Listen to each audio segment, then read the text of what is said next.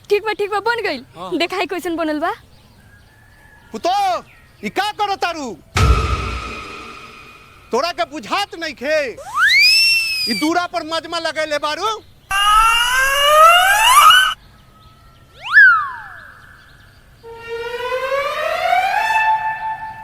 चल रे छोड़ा, अच्छा से रील बनाई है। अब ससुरे के साथ रील।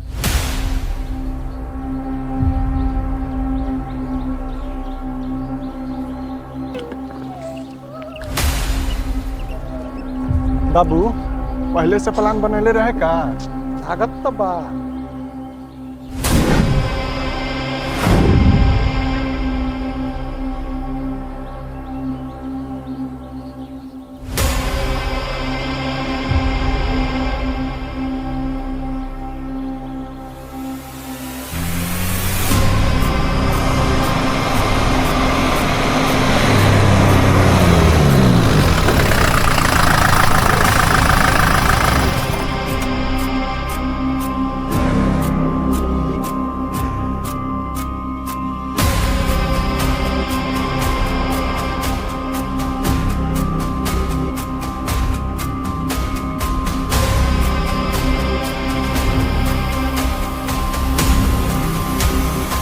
दरोगा जी बुलाई हगन महतो के कोई फैसला।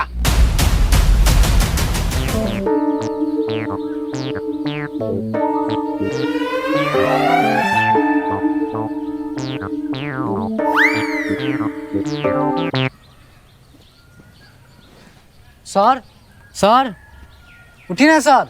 दरोगा साहब हाथी के बच्चा। किधर हाथी के बच्चा? किधर पाँव? ये सर केस सॉल्व करने आए कि सोने आए? चलिए उधर चलिए। चुलबुली जी बुलाइए समधी को और समधिनियों को, कहे कि अच्छा से ब्यूरो लेना है।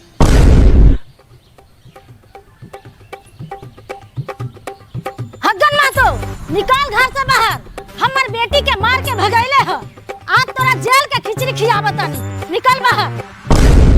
ए चुलबुली जी, आई महाराज तनका इज्जत से नाम लीजिए। समधिए जी ना है, समस्या को सुलझाने आए न कि उलझाने। नहीं दरोगा जी, हमार मेहरारू ठीक कह रही है। ये सब सलाह के दिन कैसे हुआ हमारी बेटी को मारने का? ये सबसे कुछ में हम कम है कि? अरे नहीं आप कम नहीं है, लेकिन इधर सुनिए, धोती खोल के मारेगा तो हमको नहीं कहिएगा। हमको क्या है, हम तो लत्ते फत्ते भाग जाएंगे। बाबू कहला इधर पोक दरोगा के लेके आए हैं, निकालिए सबको, हम अकेले देख लेंगे। ए बाबू तंगा ठीक से ना तो बुझ लेना, सरोजन में तेल लगाते हैं। पीछे से डालेंगे, आगे से निकाल देंगे। ए मैडम आप ही बुलाइए, ना तो सब मरवा देगा। जिंदा रहेंगे तो 2-4 को चालान काट के जिंदगी गुजार लेंगे। रे निकल बे बाहर।